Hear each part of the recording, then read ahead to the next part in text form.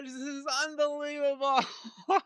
I mean, I was planning on doing a 3-round mock draft, and I literally have it pretty much done and everything like that. I'm thinking, okay, we'll get maybe a couple of trades, nothing too crazy or anything like that. It'll probably just swing by. Like, oh my gosh, the Jets are going full Madden rebuild out here, and as a Jets fan, I'm all for it. I'll be real. I'm going to talk about this here in a second. I'm trying to. I still can't believe it. Oh my, we got like 3 first-round picks, a second-round pick. Oh, Darren Muji, I love you.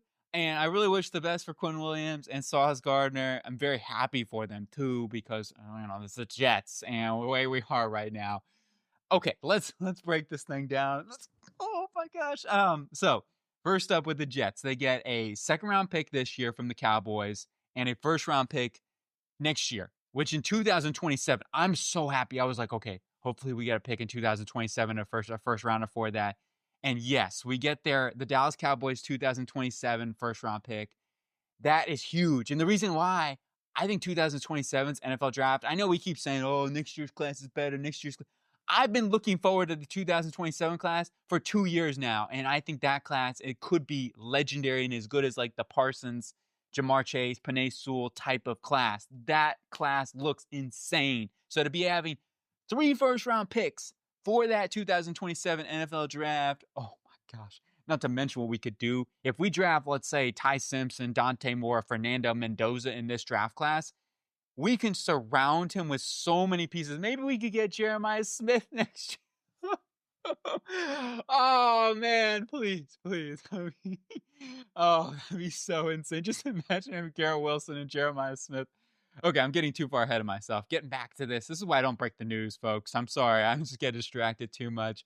I've been running around my apartment for about the past 10 minutes screaming. Probably everybody. Luckily, it's not at night. I will just say this, though. I think having all this draft capital is going to be so, so huge in this rebuild.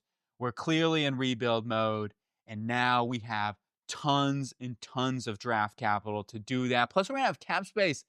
That is huge. We're going to continue to have a lot of cap space. So if we draft a rookie quarterback this year, we're going to be able to have a monster window over these next couple of seasons. I'm just so excited. If you can't tell, I'm a little excited. Now, looking at it from the other perspective, from the Colts and from the Cowboys, I really like what the Colts did.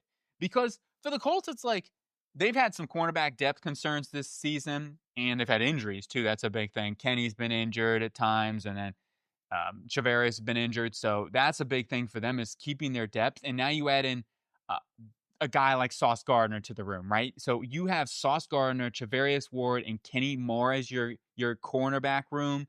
That gives them a legit top tier secondary. Sauce Gardner is still a really good football player. Yes, he's not playing nearly as good this season. I don't blame him. It's the Jets right now. We're terrible. So would there be a little lack of motivation in there? I get that, right? So I fully expect him when he gets onto the Colts, that secondary, Cam Bynum in the back, Nick Cross has been playing pretty solid this year too. That's going to just motivate him a whole ton and expect him to get back to that all-pro level. Sauce Gardner, good deal for the Colts. And Chris Ballard, people have been complaining a while about Chris Ballard getting a little bit aggressive and stuff and like doing something to go in. He did it. He finally did it. So I really like the maneuver for Chris Ballard as well, who says, you know what, this draft class, I don't think we're not going to be able to find Sauce Gardner with our first round selection. Yeah, we got to get a first rounder next year, but your hope is that you're competing again and you have a late first round pick next season.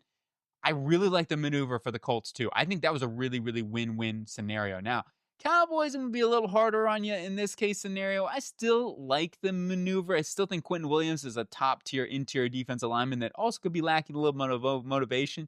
Not sure how the motivation is going to go over to the Cowboys, who aren't. I mean, they're better than the Jets, absolutely, and was going to help them out. And they still have a chance to make the playoffs this season. The NFC is tough, though, I will say. The NFC is not an easy conference. If you're in the AFC, I'd say you still have a really good chance. But in the NFC, you're going to be battling with some tough teams for wild card spots.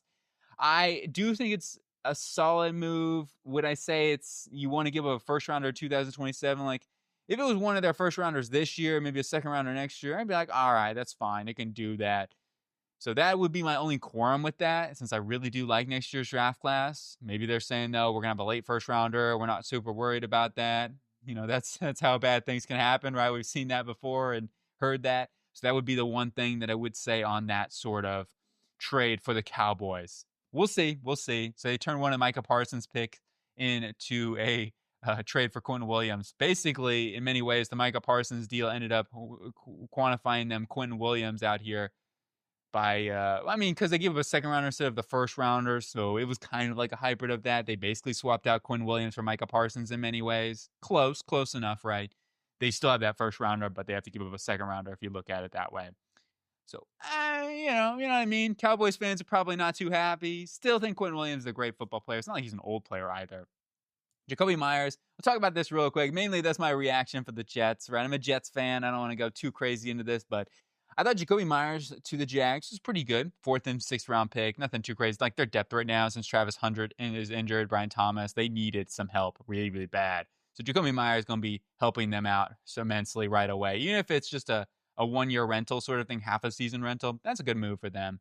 Logan Wilson to the Cowboys, that made sense. Like I figured they were going to trade him at some point. The Bengals needed to get off Logan Wilson, I felt like, because just wasn't really working out that well. And Oren Burks can step up in there. I think that makes a lot of sense for them. Draymond Jones traded to the Ravens. Not too crazy. I'm surprised the Titans haven't tried to trade more actually this offseason. Or this season, should I say, because they got to kind of look towards the offseason. I love this move for the Eagles and for the Finns. They get a 3rd round pick. I would ideally like to have gotten a 2nd round pick for Jalen Phillips. The injury history, maybe that's what lowered his overall stock there and why they could only get a 3rd round pick. It is something, so it is what it is. I would have liked to have gotten at least the Jets' 3rd round pick. That would have made me feel a lot better about this. So this could be a late 3rd round pick. It could be towards 100. So I'm going to give that move for the Finns probably like a B minus C plus. Just would have loved for it to be a little bit more. For the Eagles, I think it's great. Same thing with Jay Alexander to the Ravens for a late round. I think it was a swap or something like that. Maybe just a late round pick or conditional something. Great move as well. Going all in, trying to win a Super Bowl again. Kyle Duggar to the Steelers was a good one. Keon White to the 49ers. John Mitchell to the Jets. Keon White made sense. Their injuries at the edge position right now. Mikael Williams, Nick Bosa obviously out for the year. Made a lot of sense there too. Colts believe in Daniel Jones. I mean, we're all there. So I love that. I really, really do. I think that's awesome. This is what's next. I'm just wondering, right? Brees Hall, he's watching his phone right now. He's got to be. Ooh, please, Chiefs, please, let's go, right? Jermaine Johnson, who knows, right? Everything's on the table right now. That is pretty much it, though, here for this little, kind of throw down with this. I will be trying to still do a mock draft tonight. I'm going to try to get to that after work. If not, it will be out tomorrow. So I apologize, but with all this things happening, we're going to have to I'm going to have to redo some things too with the mock draft. So we'll get that cooking here.